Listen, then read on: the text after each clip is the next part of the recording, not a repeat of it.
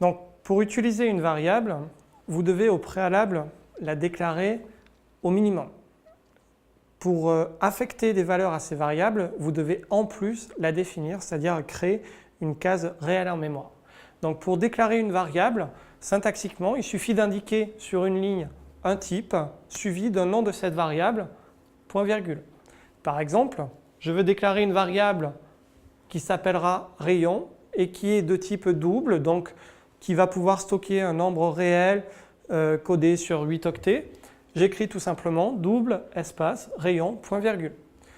Quand le compilateur lit ça, il a la connaissance qu'il existe une variable qui s'appelle rayon et il se trouve ici que en plus cette ligne suffit à déclarer et définir la variable.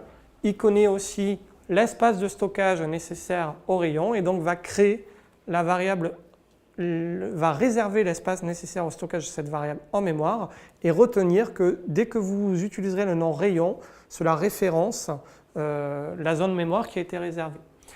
Donc cette syntaxe-là permet à la fois de déclarer, de définir la variable. En fait, il n'existe qu'un seul cas dans lequel une seule syntaxe qui permet de uniquement déclarer et non pas définir la variable via le mot-clé externe. C'est quelque chose sur lequel nous reviendrons dans le cours avancé après l'accueil. Donc, en plus d'être déclarée et donc définie, une variable peut être également initialisée. Pour initialiser la variable, on utilise une syntaxe particulière qui consiste, lors de sa déclaration, à rajouter derrière un égal suivi de la valeur d'initialisation. Exemple, je déclare une nouvelle variable. Cette fois-ci, je vais lui donner le nom val. Je veux que ce soit un type entier, donc int espace val. Et je veux par défaut, dès le début, lui affecter la valeur 34, initialisée à 34, donc int val égale 34, point virgule. En C, le nombre d'espaces est négligeable. Vous pouvez utiliser plusieurs espaces entre le type et le nom de la variable, entre le nom de la variable derrière le égal ou aucun. Ça n'a pas d'importance. En fait, le compilateur interprète les choses de la même manière. Pensez à respecter quand même une normalisation, une sorte de normalisation dans votre écriture. Écrivez tout le temps les choses de la même manière pour que votre programme soit plus facile à lire simplement. Donc, sur une même ligne, vous avez la possibilité également de définir plusieurs variables à la fois. Par exemple, je veux définir des variables x, y, z et t qui sont de type double. Première solution, première ligne double x, deuxième ligne double y, etc., etc. Ou alors, sur une même ligne, je vais pouvoir énumérer l'ensemble de mes variables en les séquençant par le caractère virgule. Donc double x égale 23,5, ça me crée une variable x qui sera initialisée avec de type double, initialisée avec la valeur 23,5. Virgule y, ça me crée une variable y non initialisée par défaut. Non initialisée, ça ne veut pas dire que la variable n'a pas de valeur. Elle a simplement la valeur qui existait dans la mémoire à l'emplacement qui a été utilisé pour stocker ma nouvelle variable y. Forcément, il y avait quelque chose avant, des 0 et des 1, des choses aléatoires. Donc si je ne l'initialise pas, ça ne veut pas dire qu'il n'y a pas de valeur. Simplement, ça veut dire que la valeur est indéterminée. Ça peut être n'importe quoi, ça dépendra de l'exécution. D'une exécution à l'autre, ça va être différent. Virgule z égale 12,7 fois x. Donc j'initialise, je crée une nouvelle variable z que j'initialise avec le calcul 12,7 fois x. Alors attention ici, c'est une syntaxe qui ne marchera que sur les compilateurs compilant avec la norme C99, ce qui est la quasi-totalité, pour ne pas dire la totalité des compilateurs d'aujourd'hui. Donc ici, j'ai la possibilité d'utiliser la valeur d'une variable précédemment définie, pas forcément sur la même ligne, ça aurait pu être plutôt une dernière variable t. Donc suite de variables séquencées par des virgules, potentiellement initialisées ou pas. Lorsque je veux modifier la valeur d'une variable à un moment donné dans votre listing, dans votre code, il suffit d'utiliser l'opérateur égal, l'opérateur d'affectation. Attention, en C, il y a une différence entre le égal signifiant l'affectation, je place une valeur dans la variable. Ici, je place la valeur 10,33 dans la variable x. Je modifie la valeur de x avec la valeur 10,33. Et l'opérateur de comparaison, est-ce que x contient la valeur 10,33 qui là sera noté égal égal, on le retrouvera plus tard. Donc le égal en C, c'est l'opérateur d'affectation et non pas de comparaison. Une erreur classique qu'on va retrouver souvent. Avec cette syntaxe-là, vous avez toutes les possibilités d'utilisation des variables en C. Les types sont relativement limités. On a des types entiers, des types flottants, mais on a la possibilité de composer, de créer des types plus complexes à partir de ces types de base. Les types de composition à utiliser sont au nombre de 3, de 4 on pourrait dire, enfin 3 ou 4, on verra pourquoi tout à l'heure. Vous avez la possibilité de regrouper plusieurs variables sous la forme de tableaux, donc des variables de même type qui sont organisées séquentiellement les unes derrière les autres, des structures, des variables de types différents qui peuvent être organisées, enfin qui peuvent être de types différents qui sont organisées elles aussi séquentiellement, des types d'énumération qui font qu'une variable peut avoir un certain nombre d'états définis, non pas des valeurs entre 0 et 255 par exemple pour un entier, mais simplement d'autres éléments, un nombre limité que vous définissez vous-même. Pour définir tout d'abord un tableau, donc un tableau va être lui aussi désigné par un nom de variable. Sauf que cette variable de type tableau ne va plus référencer qu'une seule valeur, mais plusieurs. On va donc rajouter un opérateur, l'opérateur d'indexation, des crochets, on va le voir tout à l'heure, qui permettront d'accéder à une des variables composant notre tableau. En fait, un tableau, c'est une composition de plusieurs variables de même type. Donc on va définir un tableau comme étant un tableau d'un certain type, par exemple entier, double, qui comporte un certain nombre de cases. Exemple ici, je définis un tableau qui va s'appeler tab, c'est le nom de la variable qui me permettra de référencer le tableau, comme tout à l'heure, mes variables entières, x, y, z en double, c'était les noms des variables qui me permettaient d'accéder à l'espace de stockage réservé pour ces variables. Ici, à chaque fois que je vais vouloir référencer mon tableau, j'utiliserai le nom tab. Je vais indiquer que mon tableau stocke des entiers, donc int tab, un petit peu comme la déclaration des variables classiques que vous avez vues au préalable. La seule chose qui va changer, c'est que je vais indiquer le nombre d'éléments composant mon tableau, avec la syntaxe décrochée indiquant le nombre de cases de mon tableau. Donc int tab crochet 5 indique que je crée un tableau de 5 entiers qui vont être répartis séquentiellement dans la mémoire. En fait, j'ai une zone mémoire réservée de 5 fois la taille d'un entier. On dit 20 octets. Le nombre d'éléments de votre tableau est forcément une valeur fixe. Une fois que vous l'avez déclaré, vous ne pourrez plus modifier la taille de ce tableau, ni la diminuer, ni l'augmenter. Donc attention à bien anticiper la taille de votre tableau. Vous ne pourrez pas stocker davantage d'éléments dedans, ni réduire la taille de ce tableau par la suite. Le nom du tableau représente le nom de la variable par laquelle vous allez accéder à l'ensemble ici des 5 entiers que vous allez utiliser. Et pour accéder à un élément particulier de votre tableau, vous allez utiliser une syntaxe particulière, la syntaxe d'indexation, à l'aide de l'opérateur crochet. Attention à ne pas confondre cet opérateur d'indexation crochet ici avec la syntaxe de déclaration des tableaux qui utilisent des crochets ici également. Ce sont deux choses différentes. Lorsque je déclare mon tableau, ici j'indique le nombre de cases de mon tableau. Plus tard dans le code, quand je vais utiliser mon tableau, je vais l'utiliser par l'intermédiaire de la variable qui a défini mon tableau, ici en l'occurrence la variable tab, en indiquant entre crochets de quelle variable je veux parler. Cette variable va être indiquée par un index. cet index va représenter le premier entier, le deuxième entier, troisième, quatrième, cinquième entier de mon tableau. Mais l'indexation commence à 0. Autrement dit, mon table de 0, c'est mon premier entier. Table de 1, c'est mon deuxième entier. Table de 2, mon troisième entier. Table de 4, mon cinquième entier. Donc lorsque je déclare un tableau de dimension 5, je ne pourrai utiliser que des éléments variant de 0 à 4. Mes 5 éléments, donc indexation à 0. Si jamais j'écris table de 5 ici, je vais aller une case trop loin.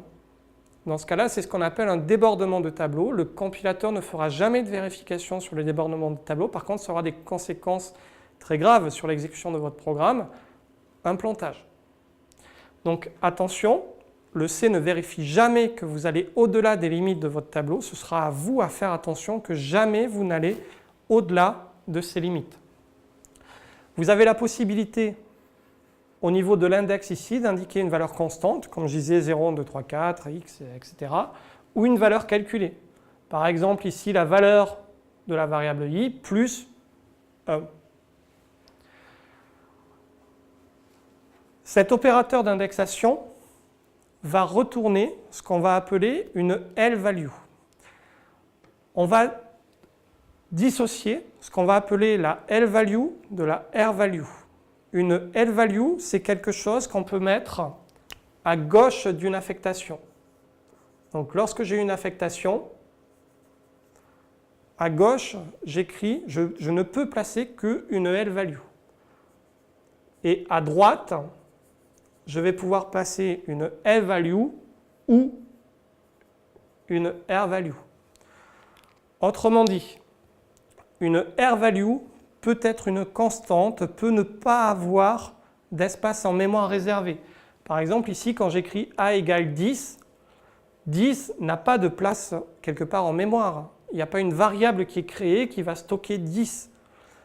Donc ici, j'ai une constante qui n'a pas d'occupation de mémoire. C'est une R-value. Pour être à gauche d'une affectation, il faut bien que je puisse stocker ma valeur de droite dans une case mémoire. Une L-value, c'est rien d'autre que quelque chose qui a une case mémoire associée. Donc, à gauche d'une affectation, je ne pourrais mettre qu'une L-value. À droite d'une affectation, je pourrais mettre soit une R-value, soit une L-value. Donc, quelque part, à partir du moment où l'opérateur d'indexation retourne une L-value, vous allez pouvoir utiliser cet opérateur à gauche de l'affectation ou à droite de l'affectation. Si vous l'utilisez à droite de l'affectation, par exemple ici, j'utilise un accès en lecture sur mon tableau. J'affecte à ma variable val la valeur contenue à la i plus deuxième case de mon tableau tab. Si je l'utilise à gauche de l'affectation, j'ai le droit de l'utiliser puisque l'opérateur d'indexation retourne une L-value. J'ai la possibilité d'écrire à l'intérieur de mon tableau. Tab de i plus 1 égale val. J'affecte la valeur qui est contenue dans la variable val dans la i plus deuxième case de mon tableau. Encore une fois, attention à ne pas dépasser les bornes de votre tableau. Le compilateur ne vérifiera rien pour vous et si vous faites ça, vous aurez potentiellement une erreur d'exécution qui n'aura en plus pas forcément lieu au moment où vous écrivez cette valeur-là, mais plus tard dans votre code, une valeur indéterminée. C'est le pire des erreurs à débugger. Donc pour initialiser un tableau, vous avez deux solutions. Soit d'initialiser toutes les cases du tableau les unes après les autres. Donc on verra plus tard, ici je fais une boucle et j'initialise tous les éléments de mon tableau un à un. Ou alors d'affecter première case, deuxième, troisième, quatrième, cinquième case à une certaine valeur, j'initialise mes éléments. Mais vous avez également la possibilité d'utiliser une syntaxe particulière lors de la déclaration et uniquement lors de la déclaration de votre tableau en utilisant des accolades ici et puis une suite de nombres dont la taille correspond exactement au nombre de cases déclarées qui vont initialiser chacune des cases de votre tableau avec la valeur séquentielle ici. vous avez aussi la possibilité de créer des tableaux multidimensionnels. Donc jusqu'à présent, le tableau que l'on avait utilisé, c'était un tableau une dimension. On peut stocker des tableaux à 2, 3, 4, 5, x dimensions. Pour créer un tableau à plusieurs dimensions, on reprend la syntaxe de la création d'un tableau à une dimension, donc type de base du tableau, le nom de la variable qui va contenir votre tableau, crochet, nombre de cases de la première dimension, deuxième crochet, nombre de cases de la deuxième dimension. Exemple ici, je crée un tableau qui s'appelle tab, qui va stocker des entiers, qui va posséder 2 lignes et 3 colonnes. Donc première dimension de dimension 2, deuxième dimension de dimension 3. En mémoire, la mémoire d'un ordinateur, c'est quelque chose de linéaire. C'est pas un tableau, c'est une ligne, c'est un ruban en fait. Et pour stocker ce tableau multidimensionnel, le compilateur va organiser, donc ici 2 lignes, 3 colonnes, 6 éléments, ces 6 éléments consécutivement dans la mémoire en mettant d'abord la première ligne, puis la deuxième ligne. De cette manière, si je veux accéder au premier élément de ma deuxième ligne, il suffit que j'aille récupérer le 4e élément. Mais pour simplifier l'accès à ces éléments-là, on a la possibilité d'utiliser l'opérateur d'indexation par dimension. Si je veux accéder au premier élément de ma première ligne, j'écris tab de 0, crochet 0, crochet 0. Le deuxième élément, la deuxième colonne, première ligne, c'est tab de 0 pour la première ligne, 1 pour la deuxième colonne, etc. Troisième élément de la première colonne, premier élément de la deuxième colonne, deuxième élément de la deuxième colonne, troisième élément de la deuxième colonne. Pour initialiser un tableau multidimensionnel, vous avez aussi la possibilité d'utiliser le même genre de syntaxe que pour le tableau unidimensionnel. Uniquement à la déclaration, vous allez utiliser les crochets, puis les sous-dimensions avec eux-mêmes des crochets. Donc ici, j'initialise la première ligne avec les valeurs 3, 4, 2 et la deuxième ligne avec les valeurs 6, 5, 1. Ou alors, en omettant les deuxièmes accolades de dimensions successives, le compilateur automatiquement va placer les éléments dans l'ordre que vous avez indiqué ici. Puisque votre tableau, finalement, chacun des éléments de votre tableau multidimensionnel sont organisés de manière séquentielle, c'est une écriture équivalente. Vous avez également la possibilité de demander au compilateur de calculer automatiquement la dimension de votre tableau en fonction de la valeur d'initialisation. C'est une syntaxe qui n'est utilisable qu'à partir du moment où vous utilisez une initialisation à la déclaration de votre tableau. Dans ce cas-là, la seule chose qui change, c'est de mettre une valeur, le nombre de cases de votre tableau. Le compilateur calculera automatiquement le nombre d'éléments d'initialisation pour en déduire la dimension de votre tableau. Deuxième syntaxe, en utilisant une étoile à la place du crochet. En fait, ici, on verra plus tard que c'est deux choses qui sont presque équivalentes. Dans le deuxième cas, ici, vous déclarerez en fait 2 variables. Une première variable qui est un pointeur et une deuxième variable qui est un tableau. On y reviendra plus tard, c'est juste pour vous habituer à ce type d'écriture. Tout à l'heure, je vous ai parlé des chaînes de caractères en vous disant que les chaînes de caractères n'existaient pas en C de base et en fait étaient codées sous la forme de tableaux de caractères, donc de tableaux de chars. À partir du moment où on a vu les tableaux, on peut commencer à regarder de quelle manière sont stockées les chaînes de caractères en C. On va tout simplement utiliser un tableau donc de chars, des éléments qui sont contenus sur un octet. Mais le codage du C veut que, par convention, une chaîne de caractères se termine toujours par un caractère particulier, qui est le caractère anti/0. Ce caractère-là est utilisé par le compilateur quand vous manipulez les chaînes de caractères pour vérifier quand est-ce que s'arrête une chaîne de caractères. Donc si je veux stocker une chaîne de caractères qui stocke la chaîne de caractères chaîne. Chaîne comprend 6 caractères. Il va donc falloir que je crée un tableau qui soit capable de stocker 7 caractères pour stocker les 6 caractères de ma chaîne plus le caractère anti/0 de terminaison de ma chaîne. Donc création d'une chaîne de caractères, je crée un tableau str de type char qui contient 7 cases que j'initialise avec un C, un H, un A, un I, un N, un E et je n'oublie pas le anti/0. Autre manière d'écrire la même chose, je crée un tableau qui s'appelle str, initialisé avec la même chose, sauf que je ne précise pas la dimension, c'est le compilateur qui va la créer tout seul. Et dernière manière d'initialiser mon tableau en C, avec la syntaxe de littéral chaîne de caractères, je crée un tableau qui va stocker la chaîne de caractères écrit littéralement avec les doubles guillemets. Cette fois-ci, je n'ai pas besoin de préciser le caractère anti/0. Le compilateur, lorsqu'il va lire le littéral chaîne, va rajouter automatiquement un anti/0. Les 3 versions créent strictement la même chose en mémoire, à savoir une suite continue de 7 cases mémoire capables de contenir un octet. Le premier octet, un C, H, A, I, N, E et anti/0.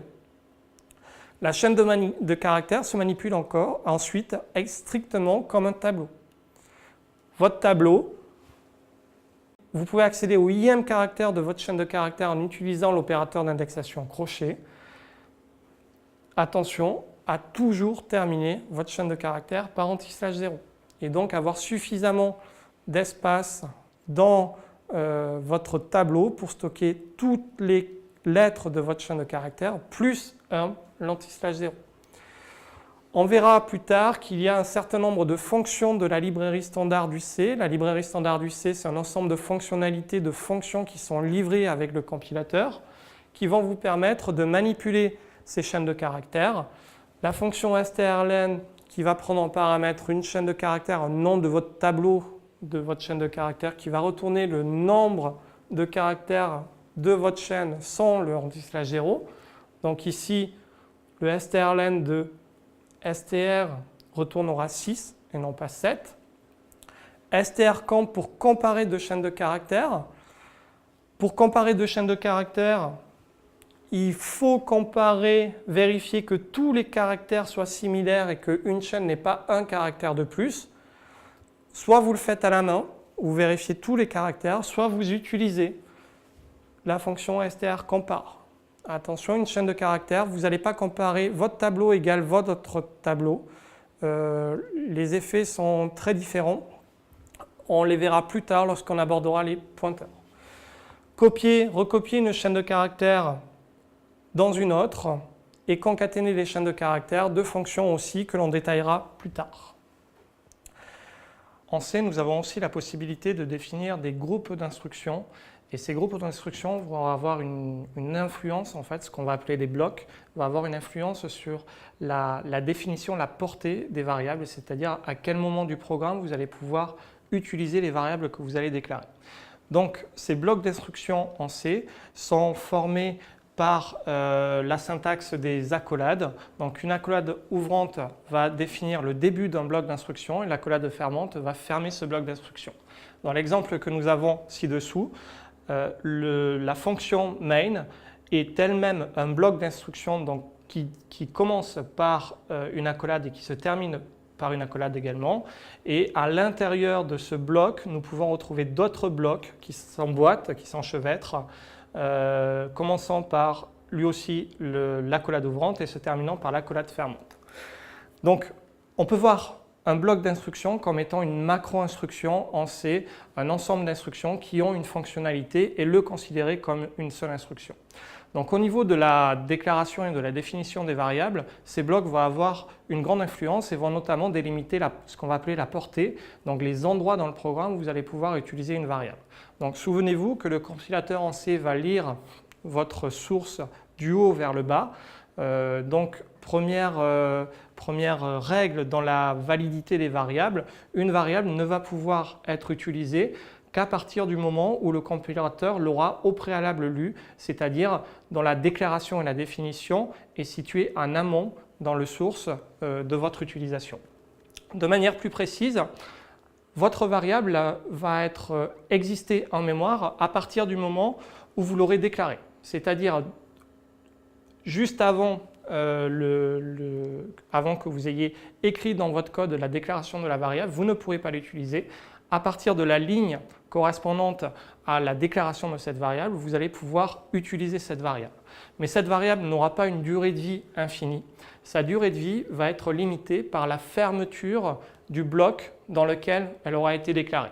Donc si on revient de nouveau sur cet exemple ici, au début de la fonction main, je déclare deux variables i et j. À partir de cette ligne de déclaration des variables i et j, j'ai le droit de déclarer, d'utiliser mes variables dans le programme. Elles ont une existence en mémoire, une case leur est associée. Ces variables vont exister en mémoire jusqu'à la fermeture du bloc correspondant à leur définition, c'est-à-dire l'accolade fermante sur cette ligne-là, la dernière ligne ici, correspondante à la déclaration de ces variables. Il en est de même pour les variables qui sont déclarées sur cette ligne-là.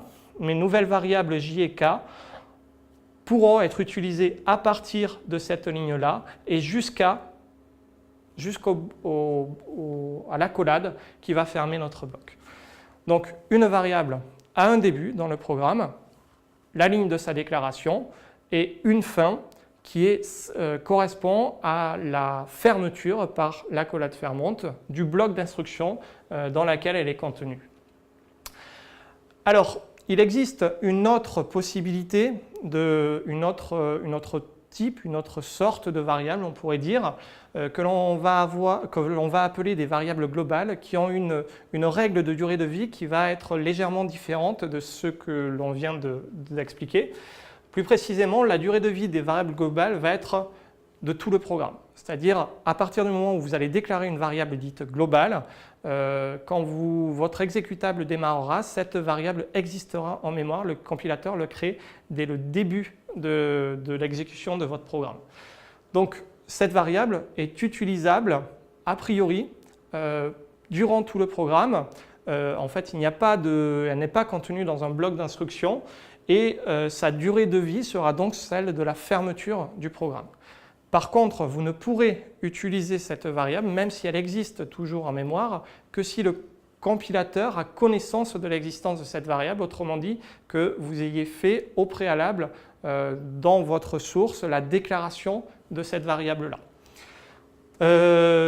Exemple ici, pour déclarer une variable globale, il suffit de déclarer une variable à l'extérieur de tout bloc. Autrement dit, par conséquent, à l'extérieur également de toute fonction. Donc ici, ma variable a est définie directement dans le source, n'est pas compris entre une accolade ouvrante et fermante, donc en dehors de tout bloc. Elle est considérée comme globale et utilisable dans n'importe quel bout de code de vos fichiers sources qui composent votre programme. Je vais pouvoir l'utiliser, par exemple, à l'intérieur de notre bloc sans problème. Par contre, si dans mon source, je définis cette ligne-là, je définis cette variable après ma fonction, je ne pourrai pas l'utiliser dans tout le code qui précède cette déclaration. Elle existe en mémoire, c'est une variable globale, mais le compilateur, au moment où il va examiner votre code, n'aura pas connaissance de cette existence et donc ne pourra pas valider votre instruction. Vous avez enfin la possibilité de définir vos propres types. Donc on avait déjà parlé du fait que le langage C est un langage faiblement typé, c'est-à-dire qu'il ne comprend que très peu de types de variables, deux grandes familles, des entiers et des flottants, avec 4 types d'entiers, 2 types de flottants. Tous les autres éléments vont devoir être construits, tous les autres types de variables, comme les chaînes de caractères que l'on a vu également, vont devoir être construits à partir de ces types de base. Vous avez la possibilité de définir de nouveaux types, mais de définir de nouveaux types à partir de ces types de base. En quelque sorte, ça correspond à organiser une réécriture du code. Par exemple, le type booléen, vrai ou faux, n'existe pas en C. mais vous avez la possibilité de définir le type booléen, qui ne comprend donc que deux valeurs, vrai ou faux, à partir des types existants en C. Alors par exemple, à partir d'un type entier, on va pouvoir considérer que vrai c'est la valeur 1, faux c'est la valeur 0. Et je vais pouvoir utiliser des instructions en C, notamment l'instruction typedef, qui va me permettre de dire je construis un nouveau type qui s'appelle un booléen, dont la syntaxe est exactement celle que j'écris là, à partir du type entier. Donc cette ligne-là définit un nouveau type booléen qui est en fait un synonyme du type entier. Par la suite, je vais pouvoir déclarer des variables qui vont être de type mon nouveau type. Donc déclarer par exemple une variable B1 et B2 qui vont être des booléens. On verra plus tard que le C, notamment à l'aide du préprocesseur C, va nous permettre de définir également des caractères de remplacement et je vais pouvoir remplacer l'écriture du 1 par l'écriture de la syntaxe des caractères vrai et 0 par faux et écrire dans le code ma variable B1 qui est de type booléen est égale à vrai ou à faux, etc. Donc le typedef, c'est juste un moyen pour vous de créer des synonymes sur des types et on verra que cette structure de définition de type va être très utile, en tout cas relativement intéressante pour simplifier l'écriture lorsque l'on aura des types que l'on va construire de manière un petit peu plus complexe et potentiellement long à écrire et donc de résumer, de permettre au programmeur qui va utiliser ces types d'avoir une syntaxe plus légère que celle initiale du C. Mais nous y reviendrons dessus plus tard quand nous développerons les types élaborés. Un d'entre eux est par exemple concerne les énumérations. Alors les énumérations, c'est un type particulier de variable dans lequel on va limiter les possibilités d'affectation. Alors, par exemple, imaginons que je veuille créer une variable qui va stocker les saisons. Des saisons, il y en a 4 possibles. Printemps, été, automne, hiver.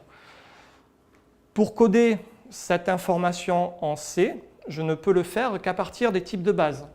Or, le type de base qui permet de stocker le moins de valeurs possible, c'est un char. Un char, un octet, mais un octet permet déjà de stocker 256 valeurs.